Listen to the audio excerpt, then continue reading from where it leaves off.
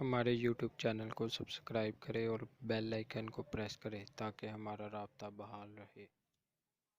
تو اس کے ضمن میں ہم نے جو اصلاحات تجویز کی ہیں اس میں سب سے پہلی اصلاح یہ ہے کہ نکاح مسجد میں ہونا چاہیے۔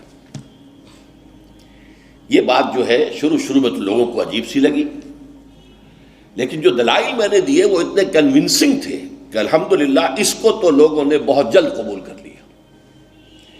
ہمارے لیے سب سے بڑی دلیل کیا ہے کہ حضور کا قولی حکم ہے،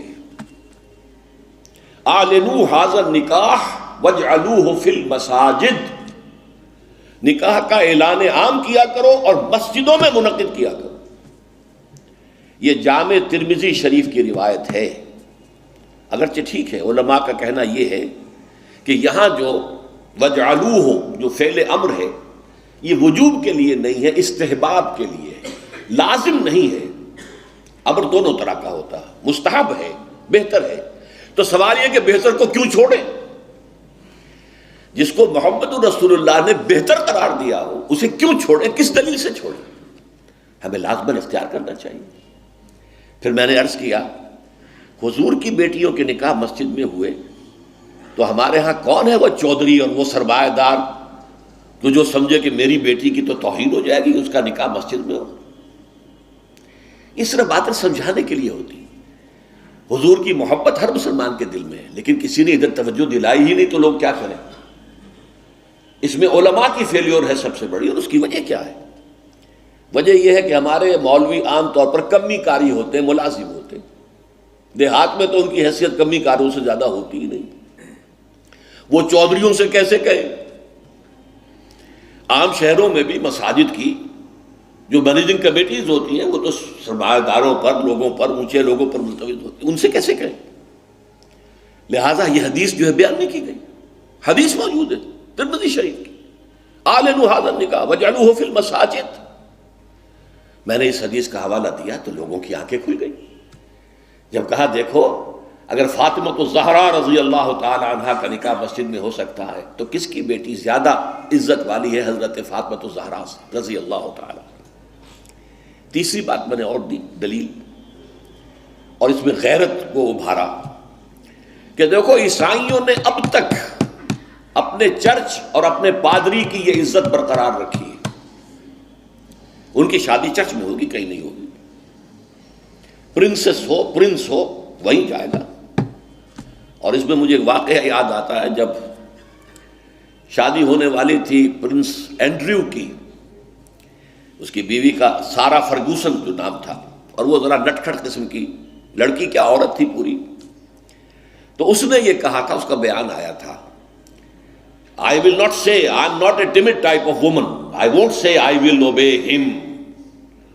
اس سے مجھے معلوم ہوا کہ ان کے نکاح کے اندر یہ قول بھی ہوتا ہے کہ پادری کے سامنے چرچ میں کھڑے ہو کر، چونکہ ان کے ہاں پردہ نہیں ہے، لڑکا اور لڑکی دونوں آمنے سامنے کھڑے ہو کر ایجاب و قبول کرتے ہیں، اور لڑکی یہ بھی کہتی ہے کہ میں اس کی تابع داری کروں گی۔ اس نے کہا میں نہیں کہوں گی، یہ کہنا تو پڑا، اس کے بغیر وہ پرنس اینڈریو کی دلہن نہیں بن سکتی تھی، شادی جو ہے وہ تو بہرحال چرچ میں ہوئی۔